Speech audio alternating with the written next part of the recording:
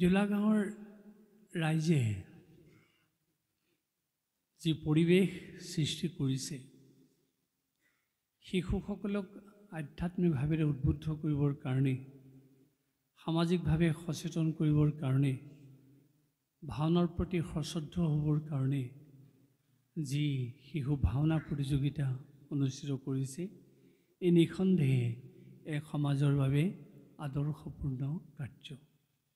আমি আপোনালোক উদ্যোক্তা সমন্বিতে সকলোৰে এই চিন্তাৰ শলাগ লৈছোঁ।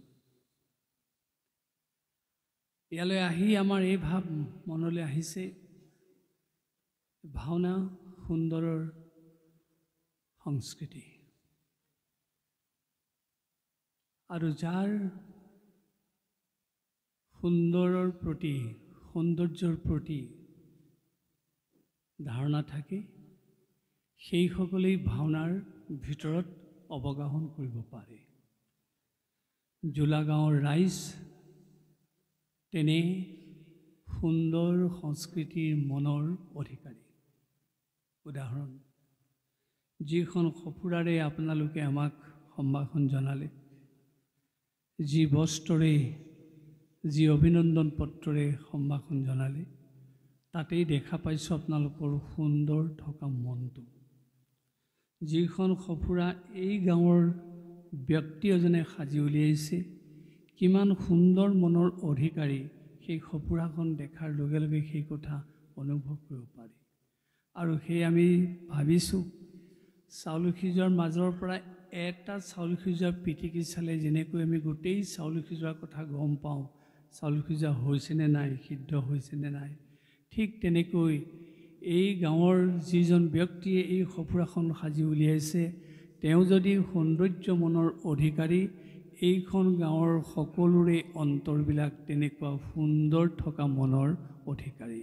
আৰু সেই সুন্দৰ মনৰ অধিকাৰী লোকসকলৰ মাজলৈ আহিবলৈ পাই আমি সঁচাকৈ গৌৰৱবোধ কৰিছোঁ।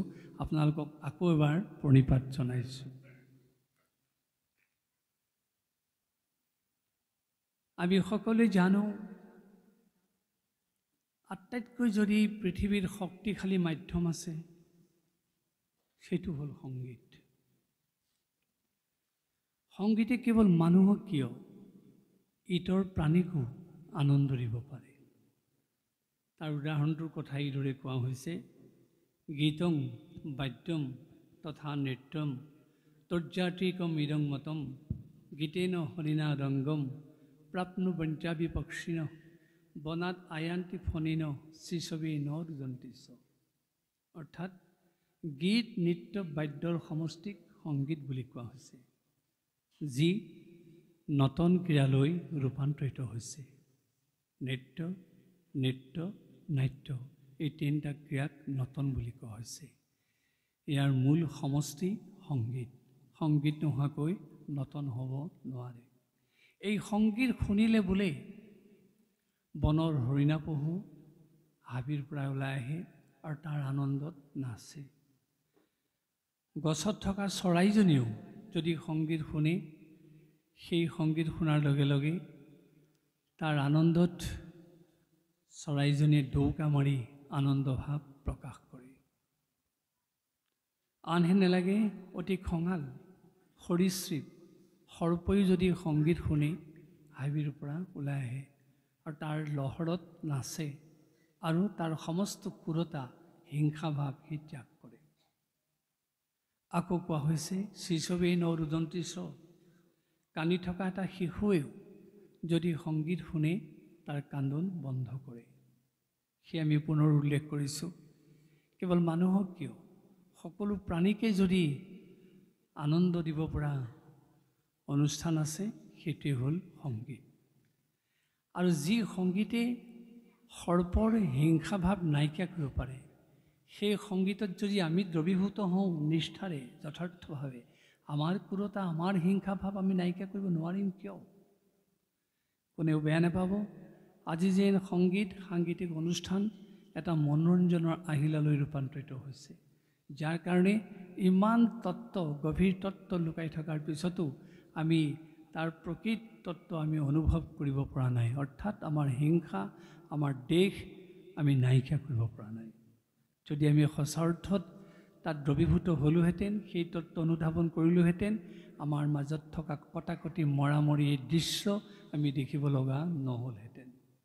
সেই আমি আৰম্ভণিতে আজি এই অনুৰোধ জনাম, আপোনালোকে যি ছদিনীয়া কাৰ্যসূচীৰে জোলা গাঁৱৰ নামঘৰত শিশু ভাওনা সমাৰোহ অনুষ্ঠিত কৰিছে, ইয়াৰ যুৱকসকলৰ উদ্যোগত তথা স্থানীয় ৰাইজৰ সহযোগত এই ভাওনা প্ৰতিযোগিতা গতানুগতিক ভাওনা প্ৰতিযোগিতা নহয়। এই ভাওনা প্ৰতিযোগিতাই আমাক প্ৰকৃত তত্ত্বৰ সোৱাদখিনি ল'বলৈ আমাক শিক্ষা দিব। আৰু আমি আশা কৰিম এই প্ৰতিযোগিতাই এক দৃষ্টান্তমূলক আদৰ্শ দাঙি ধৰিব, যি আদৰ্শৰ যোগেদি আমাৰ শিশুসকলে সেই ভাৱেৰে অনুপ্ৰাণিত হ'ব। এই সাংগীতিক মাধ্যম অনুষ্ঠানটি ভাওনা। কিন্তু ভাওনা বুলি কোৱাৰ লগে লগে আমি কি বুজোঁ? ভাওনা ভক্তি তত্ত্বৰ আধাৰ। মহাপুৰুষ শ্ৰীমন্ত শংকৰদেৱ গুৰুজনাই আমাক ভক্তিৰ মাধ্যমেৰেহে ভাওনা কৰিবলৈ কৈছে। আপোনালোকৰ নিশ্চয় মনত আছে, আজিৰ পৰা 40-50 বছৰ আগতে আপোনালোকে ভাওনা কৰোঁতে মূল ভাৱৰীয়া গায়ন বায়ন সূত্ৰধাৰ কৃষ্ণ চৰিত্ৰত অৱতীৰ্ণ হোৱাসকলে উপবাসে থাকে, লঘোণে থাকে, তাৰপিছত ভাওনা কৰেহি। আৰু সেই ভাওনাত যেতিয়া আপোনালোকে অংশ লয়, বিশেষকৈ মূল চৰিত্ৰত অংশ লয়, সূত্ৰধাৰ কৃষ্ণ ভাৱত অংশ লয়, আনৰ নহ'লেও মাক দেউতাকৰ বুকুখন কঁপি থাকে যে মোৰ ল'ৰা সূত্ৰ হৈছে, বা মোৰ ঘৰৰ মানুহজন সূত্ৰ হৈছে, মোৰ ল'ৰা কৃষ্ণ হৈছে। গতিকে তেওঁ যদি সুন্দৰকৈ সেই চৰিত্ৰ ৰূপায়ণ কৰিব নোৱাৰে, তেতিয়াহ'লে দুখ লাগিব। আৰু তাৰ ভয়ৰ কম্পনত মাক দেউতাকে মনে মনে ভগৱন্তলৈ ধূপ গছ আগবঢ়ায়, দীপ গছ আগবঢ়ায়, কেতিয়াবা নৈবেদ্য ভাগো আগবঢ়ায়। ইয়াৰ মূল কাৰণ ভক্তি। কাৰণ ভয়ত ভক্তি থাকে, শ্ৰদ্ধাত ভক্তি থাকে, আৰু সেই ভক্তিযুক্ত অনুষ্ঠানটোৱেই ভাওনা। আজি শিশুসকলক আমি সেই ভক্তি তত্ত্বৰ কথা ক'বই লাগিব। তেওঁলোকক যদি কেৱল চাৰ্টিফিকেট এখন দিয়া বাহবা লোৱা কাৰ্যতে আমি ক্ষান্ত ৰাখোঁ, এইটো কেৱল মনোৰঞ্জন ধৰ্মীয় অনুষ্ঠান বুলিয়ে যদি তেওঁলোকক আমি কৈ থাকোঁ, ভাওনাৰ উদ্দেশ্য সফল নহ'ব। আৰু আপোনালোকে শিশুসকলক কেন্দ্ৰ কৰি যি ভাওনা প্ৰতিযোগিতা পাতিছে, তাৰো সাৰ্থকতা নাথাকিব। সেই শিশুসকলক হাড়ে হিমজুৱে মনে প্ৰাণে ভক্তি ভাৱৰ বৃত্তত সোমোৱাবই লাগিব। আৰু তেওঁলোকে যেতিয়া এই ভক্তি ভাৱৰ বৃত্তত সোমাব, তেওঁলোকৰ মনবিলাকতো ভক্তি ৰসেৰে পৰিপূৰ্ণ হ'বই, আৰু তেওঁলোকৰ জীৱনটো সেই ভাৱেৰে গঢ় ল'ব, আৰু ঘৰখনত সমাজখনত তেওঁলোকে সুস্থ অৰিহণা যোগাব। ভাওনাৰ এনে কেইটামান উপাদান আছে, যিখিনি উপাদান আমি ভক্তিৰ আধাৰ বুলি ভাবোঁ। ভাওনা কৰোঁতে প্ৰথমতে গায়ন বায়নে পৰিৱেশ সৃষ্টি কৰে। সেই গায়ন বায়নে পৰিৱেশ সৃষ্টি কৰোঁতে তাত ভক্তি তত্ত্ব লুকাই আছে। গায়ন বায়নে 12খন ধেমালি বজায়, বহা চাহিনী, উঠা চাহিনী, ৰাগ ধেমালি, নাট ধেমালি, চৌ ধেমালি, বৰ ধেমালি, সৰু ধেমালি, ঘোষা ধেমালি ইত্যাদি। এই ধেমালি বজোৱাৰ কাৰণটো কি? গায়ন বায়নক সভা জয় কৰে। গায়ন বায়নে এনেদৰে ধেমালি বজাই সেই পৰিৱেশ সৃষ্টি কৰে, ভাওনা চাবলৈ অহা দৰ্শকৰ সেই মানসিক পৰিৱেশটো প্ৰদান কৰে। সেইকাৰণে কোৱা হৈছে গায়ন বায়ন সভা জয় কৰে। কিন্তু গায়ন বায়নে যেতিয়া ধেমালি বজাই পৰিৱেশটো সৃষ্টি কৰে, ইয়াৰ মূল উদ্দেশ্য হৈছে আমি য'ত ভাওনা কৰিম, সেই ভাওনা মঞ্চটোক ভাওনাৰ মঞ্চৰূপে অভিহিত কৰা হৈছে। এই থিয়েটাৰী মঞ্চ নহয়, ই যাত্ৰাৰ মঞ্চ নহয়, ই পালাৰ মঞ্চ নহয়, ই ভাওনাৰ মঞ্চ। সেয়ে এই ভাওনা মঞ্চ সৃষ্টি কৰোঁতে গায়ন বায়নসকলে সেই ধেমালিৰে সেই মঞ্চৰ পৰিৱেশ সৃষ্টি কৰে আৰু তাত ভক্তিৰ ৰস সন্নিৱিষ্ট কৰে। আপোনালোকে জানে, আমি যেতিয়া পথাৰ এখনত শস্য ৰোপণ কৰোঁ, পথাৰখন আমি উৰ্বৰা কৰোঁ কিহে? হাল বাই বা ট্ৰেক্টৰেৰে আমি উৰ্বৰা কৰোঁ। উদ্দেশ্য শস্য ৰোপণ কৰিবৰ কাৰণে। ঠিক সেইদৰে গায়ন বায়নে এই যে 12খন ধেমালিৰে ভাওনাৰ মঞ্চটো পৰিৱেশ সৃষ্টি কৰিছে, অৰ্থাৎ ভাওনাৰ খলাখন উৰ্বৰা কৰিছে। উৰ্বৰা কৰাৰ উদ্দেশ্য শস্য ৰোপণ কৰিব লাগিব। আজিকালি বহুতত দেখা যায়, গায়ন বায়ন গাই শেষ হ'ল, সূত্ৰধাৰো প্ৰায় শেষ হ'ল, তাৰপিছত নাটখন আনি থৈছে, অশুদ্ধ। কাৰণ ভাও ভাৱৰীয়া সূত্ৰধাৰ গায়ন বায়ন সকলোকে চৈতন্য কৰিব কোনে? ভাওনা মঞ্চই। ভাওনাৰ মঞ্চত যদি নাটখনেই প্ৰতিষ্ঠা হোৱা নাই, এই চৈতন্যতা কেনেকৈ লাভ হ'ব? সেয়ে গায়ন বায়ন গোৱাৰ লগে লগে ভাওনাৰ থলীলৈ, ভাওনাৰ খলালৈ নাটখন অনাটো অপৰিহাৰ্য বিষয়। আৰু সেয়াই হৈছে সেই ক্ষেত্ৰখনত, উৰ্বৰা পথাৰখনত ৰোপণ কৰা শস্যৰ দৰে নাটখন। এই গায়ন বায়নে যেনেকৈ ভাওনাৰ খলা উৰ্বৰা কৰিলে, তাৰপিছতে নাটখন প্ৰতিষ্ঠা কৰাৰ লগে লগে সি হ'ব এই আমাৰ ক্ষেত্ৰখনৰ মূল বীজ, যি বীজ সন্মুখত লৈ আমি ভাওনা কৰিব পাৰোঁ। আপোনালোকে জানে, সৌ সিদিনাখনলৈকে এতিয়াও নগাঁৱত সেই পৰম্পৰা আছে। সূত্ৰধাৰ লোৱাৰ লগে লগে নাটখন পিছে পিছে লৈ ফুৰে, কথাবিলাক কৈ থাকে, ভাৱৰীয়াকো কৈ থাকে। আজি প্ৰতিযোগিতা আৰু সমাৰোহ অহাৰ পিছত আমি আজিকালি সেইবিলাক পৰিৱেশ নেদেখা হ'লোঁ। যদি সূত্ৰধাৰ কিবা কথা মনত পেলাই দিব লাগে, নাটখনে মনত পেলাই দিব। নাটখন অনাই নাই, কোনে মনত পেলাব? আজি প্ৰতিযোগিতা সমাৰোহ হৈছে কাৰণে তেওঁলোক সাৱধান হৈছে, কিন্তু কিবা কাৰণত যদি তেওঁলোকৰ ক'ৰবাত ভুল ৰৈ গ'ল, শ্লোক ৰৈ গ'ল, বচন ৰৈ গ'ল, কোনে সোঁৱৰাই দিব? নাটখনে। সেয়ে নাট আমাৰ ভাওনা মঞ্চৰ মূল বীজ, মূল শস্য। আমি এই উৰ্বৰা কৰা ভাওনাৰ ক্ষেত্ৰত সেই নাটভাগ আমি স্থাপন কৰি তাক স্বৰচন কৰিলেহে আমি ভাওনা কৰাৰ পৰিৱেশ সৃষ্টি কৰিব পাৰোঁ। আমি এইখিনি কোৱাৰ উদ্দেশ্য এইটোৱেই, আজি শিশুসকলৰ মনত সেই ভাৱটো আপোনালোকে সোমোৱাই দিবই লাগিব। বোপাই, ভাওনা কৰিবলৈ আহিছ, ভাওনাৰ মঞ্চটো কি এবাৰ উপলব্ধি কৰিবি। গায়ন বায়নে কিয় ভাওনাত এইদৰে ধেমালি বজালে, কথাখিনি অৱগাহন কৰিবি। নাটখন প্ৰতিষ্ঠা কৰি লৈছে, সেই নাটখনক কেন্দ্ৰ কৰি তই সেৱা জনাবি, তই সন্মান জনাবি, তাৰপিছতহে তই ভাৱৰীয়া। আপোনালোকে সেই ভাৱত তেওঁক উপনীত কৰাবই লাগিব। তেতিয়াহে সেই শিশুৰ মনত আধ্যাত্মিকভাৱে জীপাল কৰিব, ভক্তিভাৱ সঞ্চাৰিত হ'ব, যিটোৰ যোগেদি আমি সমাজত এটা সুদি বাৰ্তা লাভ কৰিবলৈ সমৰ্থ হ'ম। ঠিক সেইদৰে আপোনালোকে জানে যে ভাওনাৰ প্ৰতিটো কথাই এফালে যেনেকৈ আধ্যাত্মিক তত্ত্বৰে ভৰা, আনফালে আমাক শিক্ষা দিয়াৰ মাধ্যম। গায়ন বায়নৰ পিছতেই সূত্ৰ নাট্যগুণে ৰসিকৰ মনোহৰে, সূত্ৰ নাট্য চৰিত্ৰ এনেদৰে প্ৰৱেশ কৰে, ভাওনাত থকা সকলো ৰসিকক ৰসদান কৰিব পাৰে।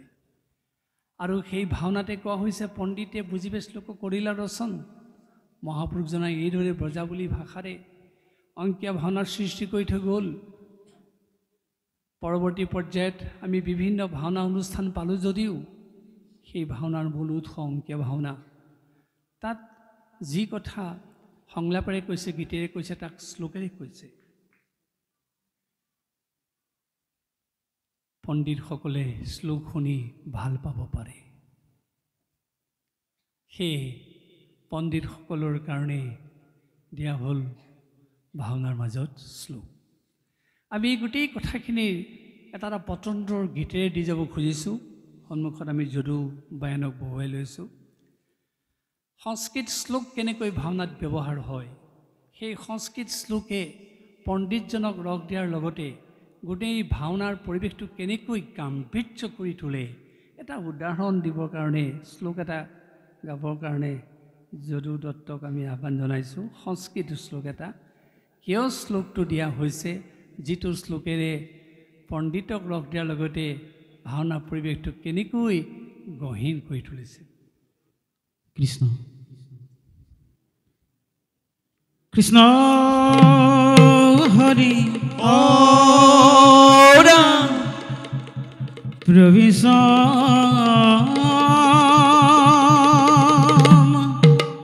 কৰুত বিষ্ণু সকঞ্জ কামকোটি জিত জগত পালক দেব সাধু বান্ধৱ। কোনোবাই ক'ব পাৰে ভাওনাত সংলাপ দিছে, গীত দিছে, আকৌ নতুনকৈ শ্লোকটো কেলে? শ্লোকটো এইটো কাৰণেই লাগে, কাৰণ মহাপুৰুষজনাই সকলো শ্ৰেণীৰ মানুহক বোধগম্যৰ কাৰণে এই মাধ্যমৰ আশ্ৰয় লৈছিল। তাত শ্লোক আছে, কিন্তু শ্লোকটোৰ জৰিয়তে কেৱল পণ্ডিত শ্ৰেণীৰ মানুহক নহয়, কেৱল সংস্কৃতজ্ঞ মানুহক নহয়, গোটেই ভাওনাৰ খলাৰ পৰিৱেশটো অনন্য মাত্ৰা সি প্ৰদান কৰি দিব পাৰে। আৰু সেইকাৰণে যি কথা আমি আকৌ কৈছোঁ, গীতেৰে গাইছে, সংলাপেৰে কৈছে, তাক আকৌ শ্লোকেৰে উপস্থাপন কৰা হৈছে। ঠিক সেইদৰে সূত্ৰ নাট্য চৰিত্ৰই যিদৰে প্ৰৱেশ প্ৰস্থান কৰে, তাতেই থাকে ৰস। ঠিক সেইদৰে দ্বিজক গীতৰ অৰ্থ বুজি পেকৰ দ্বিজক সভ্যকৰণ। গীত শুনিলে দ্বিজকসকলে ভাল পায়। মহাপুৰুষজনৰ চিন্তাত আছিল যে দ্বিজকসকলো যাতে তাত সুদীৰ্ঘ সময় ধৰি ভাওনাৰ থলীত বহি থাকিব পাৰে। কিন্তু দ্বিজ মানে কেৱল ব্ৰাহ্মণকে কোৱা নাই, সংস্কাৰত দ্বিজ উচ্চতে, যাৰ সংস্কাৰিত জীৱন আছে প্ৰত্যেকেই দ্বিজ। আপোনালোকে ভাওনা চাবলৈ আহোঁতে সদাচাৰী হৈ আহে, সংযমী হৈ আহে, আপোনালোকো দ্বিজ। যি দ্বিজ জন্ম লাভ কৰে তেওঁলোক দ্বিজ উপাধিৰে বিভূষিত। আৰু সেইসকলৰ কাৰণে বিশেষকৈ দিয়া হ'ল গীত। তাৰপিছত ব্ৰজাৱলী ভাষাকো বুজিবে গ্ৰামীণ লোক, এনেকুৱা এটা ভাষা প্ৰৱৰ্তন কৰা হ'ল গাঁৱলীয়া লোকসকলে যাতে শুনিলেই বুজি পায়। ঠিক সেইদৰে দিয়া হ'ল চৌমকা দেখিবেকৈ অজ্ঞমুধ লোক। নিৰক্ষৰজনে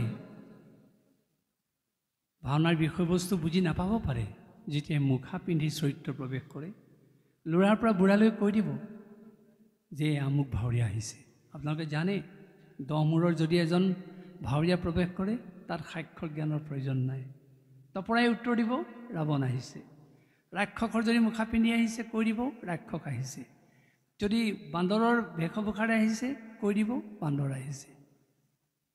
এয়া নিৰক্ষৰজনৰ কাৰণে দিয়া ৰস।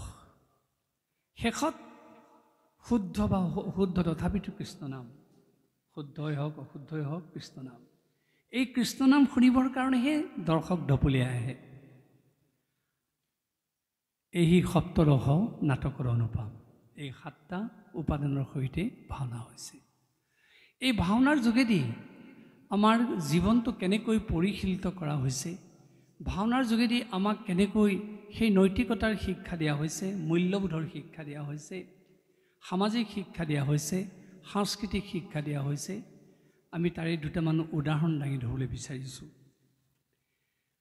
যেতিয়া ভাওনাত কৃষ্ণ প্ৰৱেশ কৰে, আমি আগতেই কৈছোঁ, সেই কৃষ্ণজন কোনোবা এজনৰ পুত্ৰ। কিন্তু সেই ল'ৰা যেতিয়া কৃষ্ণ হৈ ভাওনাত প্ৰৱেশ কৰে, সেই মাক দেউতাকে বংশৰ লোকসকলে তেওঁক পুত্ৰ জ্ঞানেৰে নাচায়। তেওঁ কি বুলি চায়? সাক্ষাৎ জগতৰ গুৰু কৃষ্ণ আহিছে। আৰু সেই গীতেৰে আমাক সেই কৃষ্ণৰ ধাৰণাটো স্পষ্ট কৰি দিছে, সেই ভক্তি ভাৱটো উদ্বেলিত কৰিছে। কেনেকৈ চাওক, দলুদুতক আহ্বান জনাইছোঁ কৃষ্ণ প্ৰৱেশৰ সেই গীতটি একলি গাই দিবৰ কাৰণে। আপোনালোকে জানে, মনত পেলাই দিছোঁ।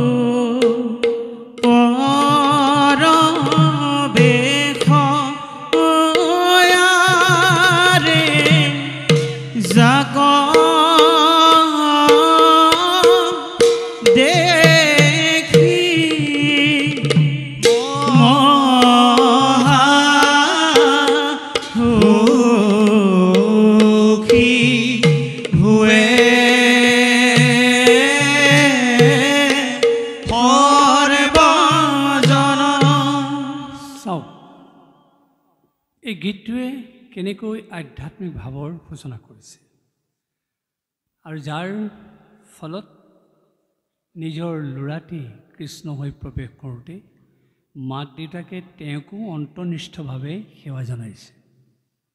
এয়াই ভাওনাৰ ধৰ্ম। ভাওনাই এইদৰে সকলো শ্ৰেণীৰ লোকক আধ্যাত্মিক ভাৱেৰে আপ্লুত কৰিব পাৰে।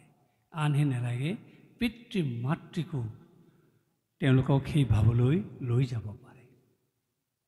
আজি আমাৰ শিশুসকলক আপোনালোকে ভাওনা প্ৰতিযোগিতাৰ লগে লগে এই বাৰ্তা দিব লাগিব যে তুমি যে কৃষ্ণ হৈ প্ৰৱেশ কৰিছা, তোমাৰ পিতৃ মাতৃও তোমাক সেৱা জনাইছে। তুমি যদি ইয়াৰ পিছত অসদাচাৰী হোৱা, অসংযত হোৱা, তোমাৰ এই সেৱাটোৰ মূল্য নাথাকিব। তুমি পিতৃ মাতৃৰ ওচৰত অপৰাধী হ'বা। সেইকাৰণে তেওঁলোকক এই শিক্ষা প্ৰদান কৰিবই লাগিব। ঠিক সেইদৰে ভাওনাত উদ্ধত চৰিত্ৰ প্ৰৱেশ কৰিছে, কিন্তু তেওঁকো দিয়া হৈছে নিয়ন্ত্ৰণৰ মাত্ৰা।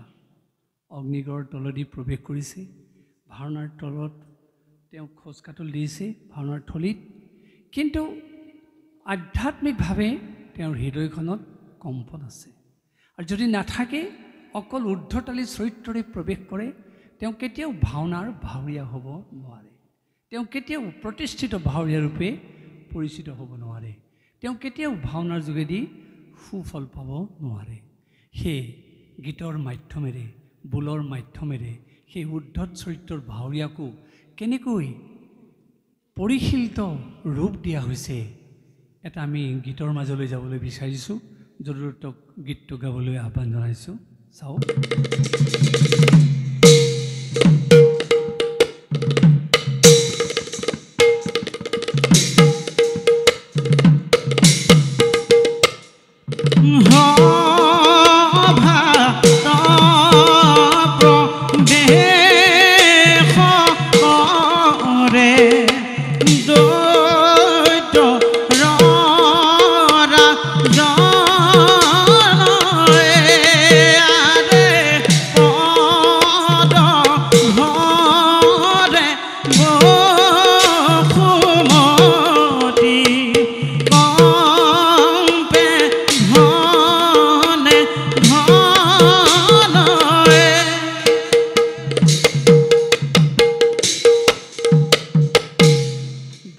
সাধাৰণতে নাচ প্ৰধান।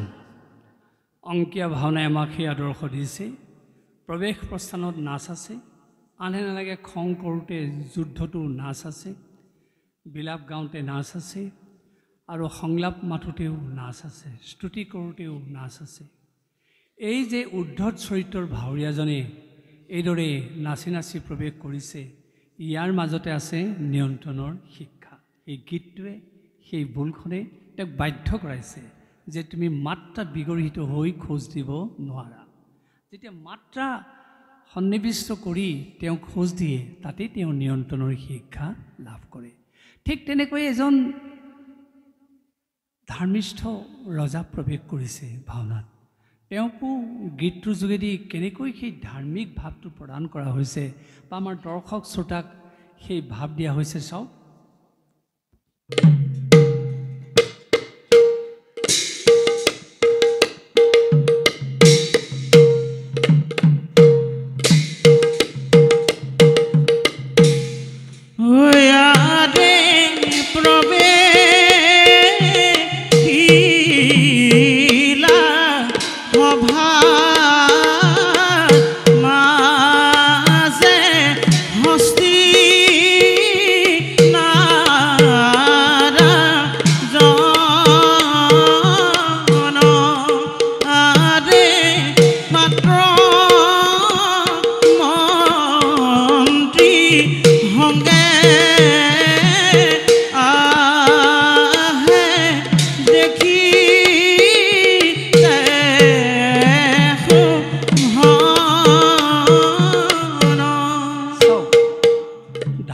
ৰজা প্ৰৱেশ কৰিছে তাতে আপোনা আপুনি সেই ধাৰ্মিক ভাগটো গীতৰ যোগেদি প্ৰদৰ্শন কৰা হৈছে আৰু আমি সহজতে সেই ভাৱটো আয়ত্ত কৰিব পাৰোঁ যে এজন ধাৰ্মিক ৰজাৰ চৰিত্ৰ কেনেকুৱা হ'ব পাৰে, ধাৰ্মিক ৰজা সভাত প্ৰৱেশ কৰোঁতে কেনেকুৱা তেওঁ মনোভাৱৰ অধিকাৰী হ'ব লাগে।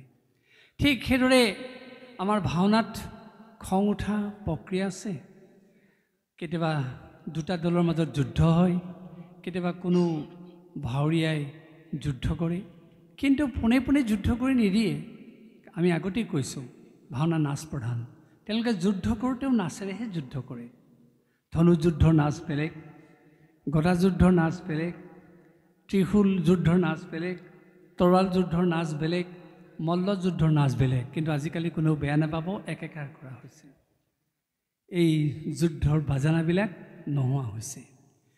যুদ্ধ কৰাৰ আগমুহূৰ্তত দুখন ৰাজ্যৰ মাজত যেতিয়া তয়াময়া যুদ্ধ লাগে, তেওঁলোকে পোনে পোনে যুদ্ধ কৰি নিদিয়ে, যুদ্ধ ক্ষেত্ৰলৈ যাত্ৰা কৰে। আমি যিকোনো কাম এটা কৰিবলৈ যাওঁতে আমি যাত্ৰা কৰোঁ, মাংগলিক মন্ত্ৰৰে আমি উদ্ভাসিত হওঁ, তাৰপিছতহে আমি যাত্ৰা কৰোঁ। এই দুখন ৰাজ্যৰ দুটা দলে যেতিয়া যুদ্ধ কৰিবলৈ যাব, যুদ্ধ যাত্ৰাৰ প্ৰসংগত তেওঁলোকে কেনেকৈ সমাহিত ভাৱেৰে যুদ্ধ যাত্ৰা কৰে তাৰ এটা গীত আৰ্হি আমি দুৰুত্তক দিবৰ কাৰণে আহ্বান জনাইছোঁ।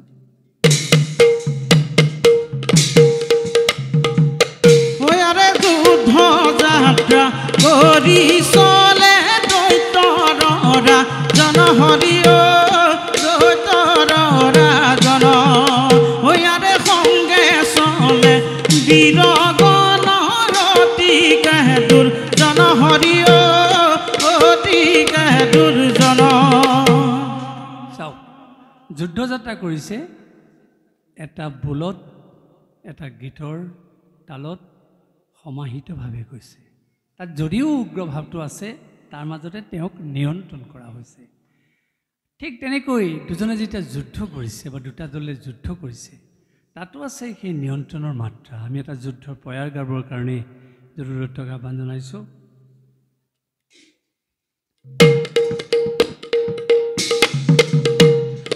লাগিলে কঠোৰ হৰণ, লাগিলে কঠোৰ হৰণ, অতি ভয়ংকৰ হৰি আৰে, অতি ভয়ংকৰ হৰি আৰে, পদ ভৰে বকুমতি, পদ ভৰে বকুমতি, কপে ধৰা ধৰ হৰি আৰে, কপে ধৰা ধৰ হৰি। চাওক, যুদ্ধ কৰিছে তাতো নীতি বিগৰ্হিত হৈ নহয়, নিয়ন্ত্ৰণৰ মাত্ৰা ৰক্ষা কৰিহে যুদ্ধ কৰিছে। আমি বাৰে বাৰে এই কথাখিনি এইটো কাৰণেই কৈছোঁ, আমাৰ শিশুসকলক এই তত্ত্ব কথাখিনি বুজাই দিব লাগিব। তোমালোকে ভাওনা কৰিবলৈ আহিছা কেৱল মনোৰঞ্জনৰ কাৰণে নহয়, বাহ ল'বৰ কাৰণে নহয়, এই তত্ত্বখিনি তোমালোকে হৃদয়ৰ মাজত সোমাই লোৱা। খং কৰিবা ঠিকেই, কিন্তু খঙৰ মাজতো নিয়ন্ত্ৰণ ৰক্ষা কৰিব লাগিব। আৰু সেইটোৱে আমাক গাৰ্হস্থ্য জীৱনত সংসাৰী জীৱনত শিক্ষা দিছে আমাৰো খং থাকিব পাৰে আমি কেনেকৈ এই ভাওনাৰ আৰ্হি বুটলি আমাৰ খঙক আমি নিয়ন্ত্ৰণ কৰিব পাৰোঁ তেনেকৈ আপোনালোকে জানে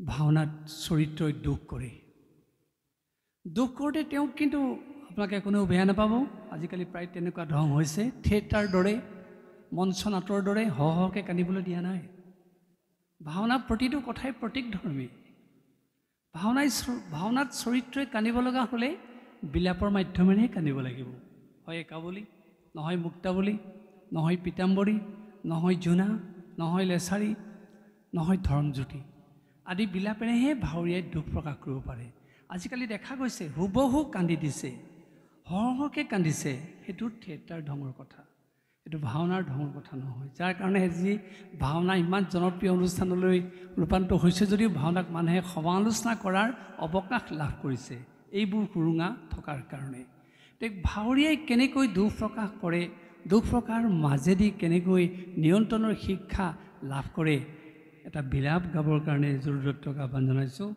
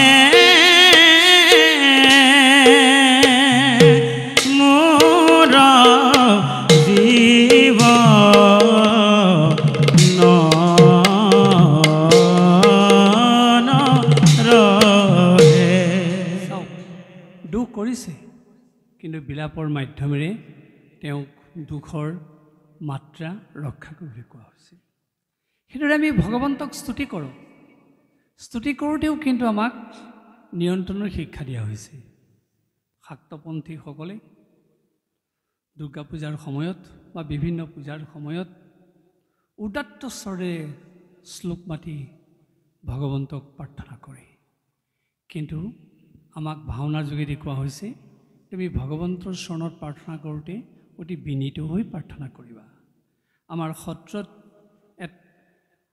ভীষ্ম শৰসজ্জাত পৰি থাকোঁতে ভীষ্মই যেতিয়া কৃষ্ণক স্তুতি কৰিছিলে সেই স্তুতিটোৰ কেনেকুৱা আৰ্হি আছিল তাৰ অকণমান আপোনালোকৰ আগত আমি গাই শুনাইছোঁ নাথ হৰে দেহি মে শ্ৰী চৰণে তব শৰণম চাওক কিমান বিনীতভাৱে ভীষ্ম সেই শৰসজ্জাত পৰি থকা অৱস্থাত চটফটাই থকাৰ বিপৰীতে বিনয়ীভাৱেৰে ভগৱন্তক স্তুতিহে কৰিছে ঠিক তেনেকৈ আমাৰ গাঁও সমাজত প্ৰতিযোগিতাত সমাৰোহত আমাৰ সকলো ভাৱৰীয়াই সেই ভাৱেৰে স্তুতি কৰে কেনেকৈ নমো নমো নাৰায়ণ দিয়াদৰিখন তোমাৰ চৰণে মই কৰোঁ বন্দন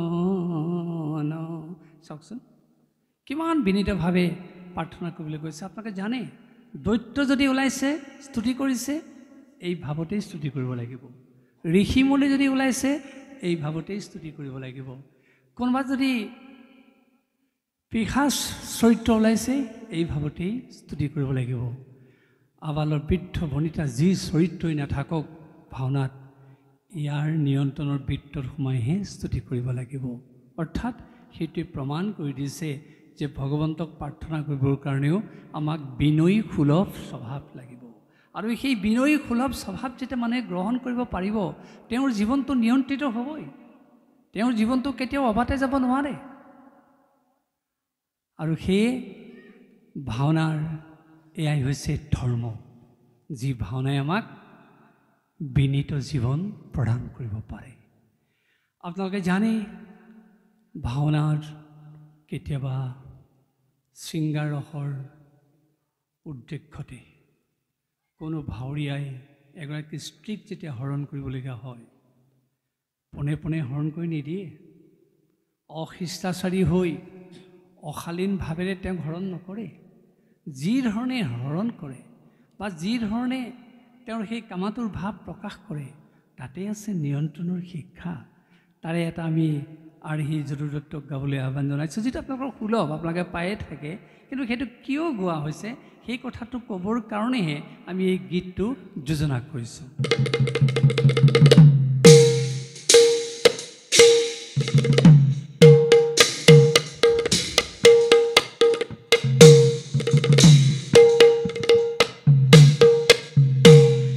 আৰে আহা আহা প্ৰাণে সৰি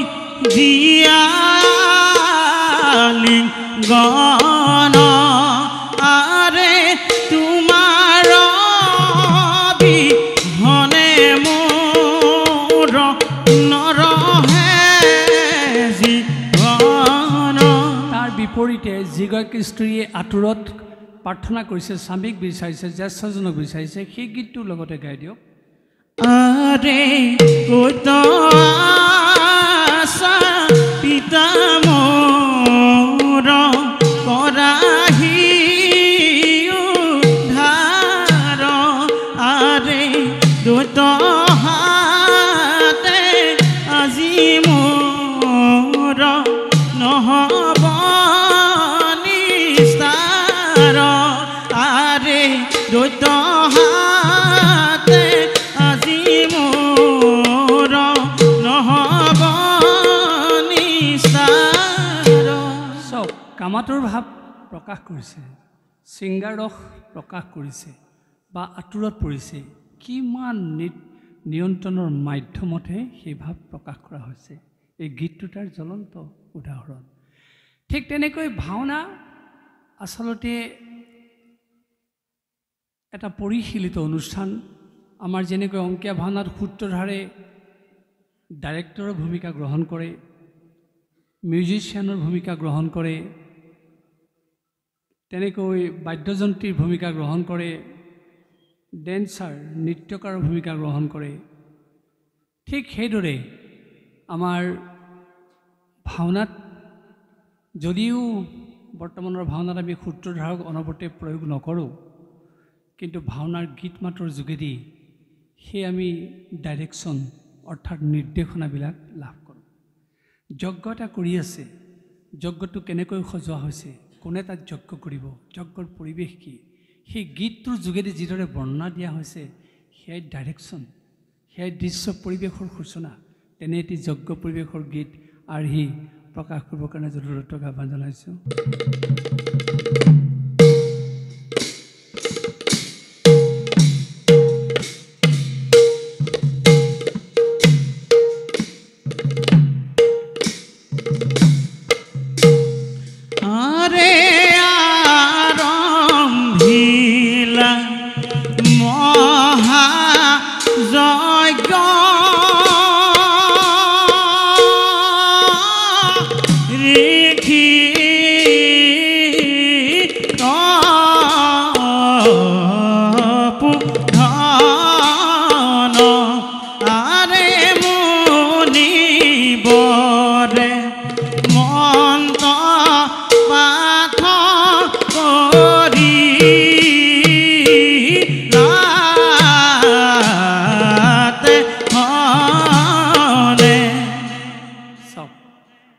কৈছোঁ যজ্ঞ এটা অনুষ্ঠিত কৰিছে তাত এটা পৰিৱেশ দিয়া হৈছে পৰিৱেশটোৰ কথা গীতেৰে কৈছে আৰু লগে লগে যজ্ঞ কি সেই ভাৱটো আয়ত্ত কৰিবৰ কাৰণে আমাক এটা সুন্দৰ বাৰ্তা দিয়া হৈছে এইদৰে আমি পুনৰ ক'ব খোজোঁ ভাওনাই আমাৰ প্ৰতিটো চৰিত্ৰৰ যোগেদি উপস্থাপনৰ যোগেদি আমাক পৰিশীলিত জীৱন দিছে কেৱল কিন্তু ভাওনাত সেইখিনি সময়ত প্ৰয়োগ কৰিবৰ কাৰণে এই শিক্ষা দিয়া নাই এই শিক্ষাখিনি ঘৰলৈ লৈ আহিবলৈ কৈছে আমি যদি প্ৰত্যেক দৰ্শকেই প্ৰত্যেক ভাওনা ভাল পোৱা শুভাকাংক্ষীসকলে ঘৰলৈ যদি এইবিলাক বাৰ্তা আমি লৈ আহিব পাৰোঁ, আমাৰ স্বামী স্ত্ৰীৰ মাজত কাজিয়া কিয় লাগিব?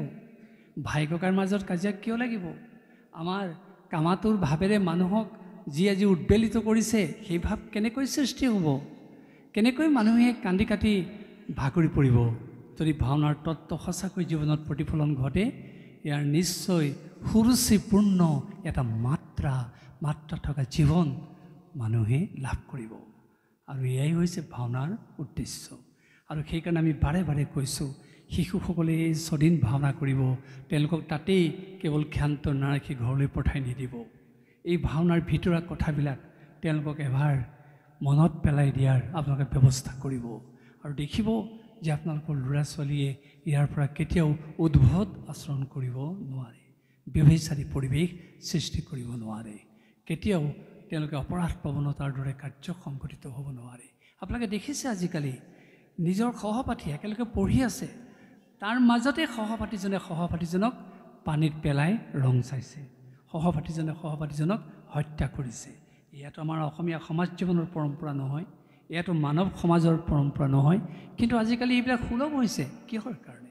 আজি যেন আমাৰ শিক্ষা থকা সকলো অনুষ্ঠান এটা সাময়িক অনুষ্ঠানলৈ কেৱল ৰূপান্তৰিত হৈছে, মনোৰঞ্জনৰ আহিলালৈ ৰূপান্তৰিত হৈছে। আমি তাৰ গভীৰতম উদ্দেশ্যত আমি সোমাব পৰা নাই। আৰু সেইকাৰণে আমি কৈছোঁ যে শিশু প্ৰতিযোগিতা পতাত অত্যন্ত ভাল কথা হৈছে, কিন্তু তেওঁলোকক এই কথাখিনিও লগতে দি দিয়াৰ ব্যৱস্থা কৰিব। অভিভাৱকসকলেও অন্ততঃ ঘৰত তেওঁলোকক বুজাই দিব যে তোমালোকে যে ভাওনা কৰিলা, ভাওনাৰ উদ্দেশ্য এয়া। আৰু আমি সকলোৱে জানো, যোগ বিয়োগ হৰণ পূৰণ যি অংকই নকৰোঁ, ভাওনাৰ এটাই উত্তৰ। সেই উত্তৰটোৰ কথাকে আমাৰ গায়ন বায়নে ভাওনাৰ আৰম্ভণিতে গাই দিয়ে। কি বুলি গায় আপোনালোকে জানে, তথাপি মই আপোনালোকক মনত পেলাই দিবৰ কাৰণে যদু দত্তৰ আশ্ৰয় লৈছোঁ। যদু দত্ত গাই দিয়ক গায়ন বায়নৰ আগতে গোৱা সেই বাণীটি। কৃষ্ণ ইয়েছা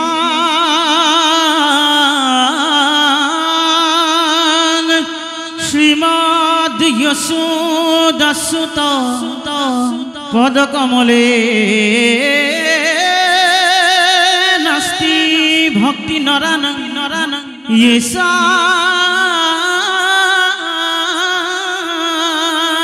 ভীর কন্যা প্রিয় গুণ কথনে নানুরক্ত রসজ্ঞা ইয়েছা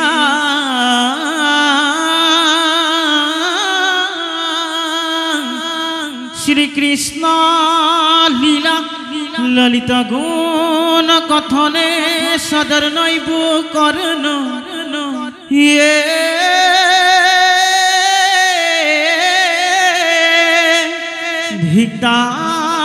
ধিগদান ধিগেতান কথয়তিনিয়তং ইতি কীর্তনষ্টু মৃদঙ্গ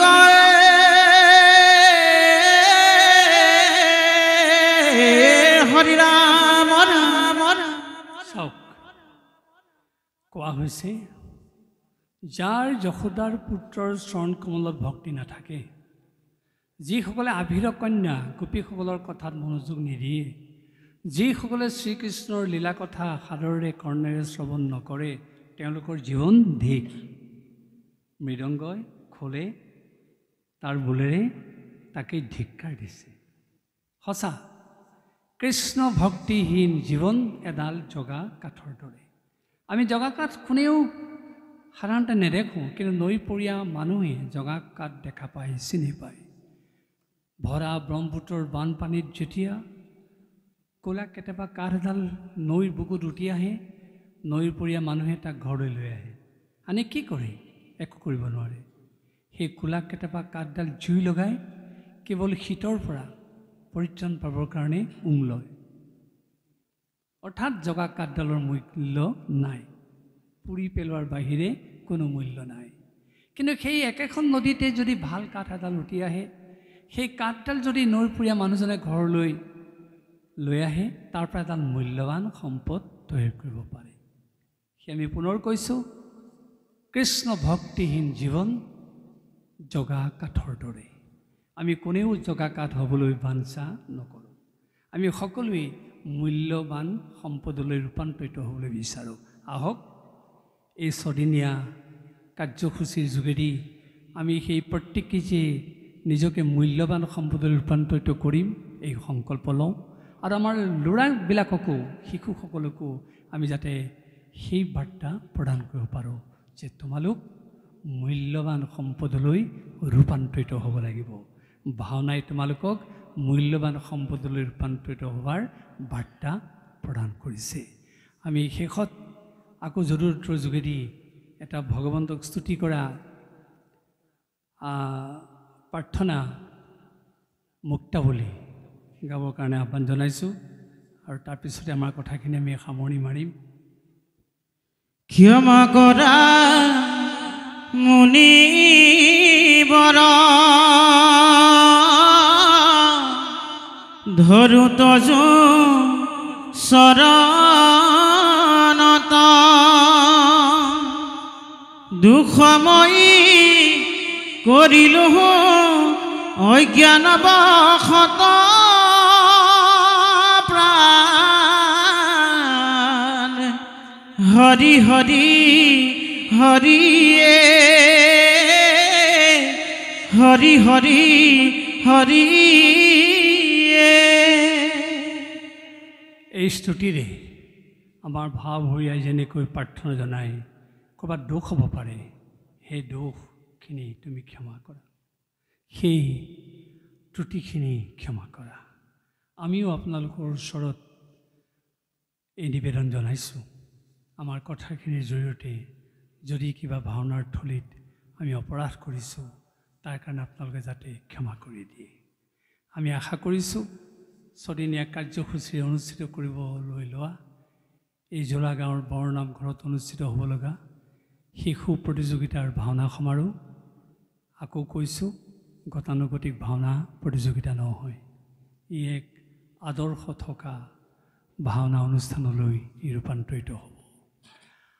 আৰু আমি আশা কৰিছোঁ এই ভাওনা সুন্দৰ হ'বই, আপোনালোকৰ মনবিলাক সুন্দৰ। আৰু যি যদু দত্তৰ আশ্ৰয়ত তেওঁৰ কণ্ঠৰে আমি গীত পৰিৱেশন কৰিলোঁ, সেই যদু দত্ত আপোনালোকৰ অঞ্চলৰে লোক, আপোনালোকৰ মানুহৰ মাজৰ পৰাই তেওঁক বুটলি লৈছোঁ। আপোনালোকৰ ইয়াত কিমান সুন্দৰ পৰিৱেশ আছে, গায়নজন সুন্দৰ, বায়নজন সুন্দৰ, সেই আমি পুনৰ দৃঢ়তাৰে কৈছোঁ আপোনালোকৰ এই ছদিনীয়া শিশু ভাওনা প্ৰতিযোগিতা সুন্দৰ হ'বই। এনে আশা ৰাখি পুনৰবাৰ আপোনালোক সকলোলৈকে আমাৰ ভক্তিভৰা শ্ৰদ্ধা আগবঢ়াই আমাৰ কথাখিনি আমি সামৰণি মাৰিবলৈ লৈছোঁ। সৰ্বেই ভৱন্তু সুখিনঃ, সৰ্বে সন্তু নিৰাময়া, সৰ্বে ভদ্ৰাণি পশ্যন্তু মা কশ্চিৎ দুঃখভাগ ভৱেৎ। এই প্ৰাৰ্থনাৰে এই ছদিনীয়া শিশু ভাওনা প্ৰতিযোগিতাখনি আনুষ্ঠানিকভাৱে শুভ উদ্বোধন কৰা হৈছে বুলি আমি ঘোষণা কৰিলোঁ। নমস্কাৰ।